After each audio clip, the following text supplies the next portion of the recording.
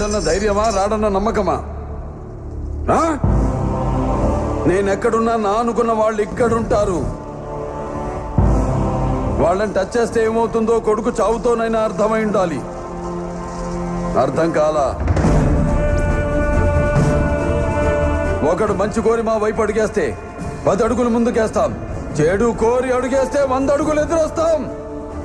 ఆ అడుగు పడితే నాకు ఎమోషన్స్ ఉండవు, ఫీలింగ్స్ ఉండవు, క్యాల్కులేషన్స్ ఉండవు, మ్యానిపులేషన్స్ ఉండవు. చెప్పండి వాడికి.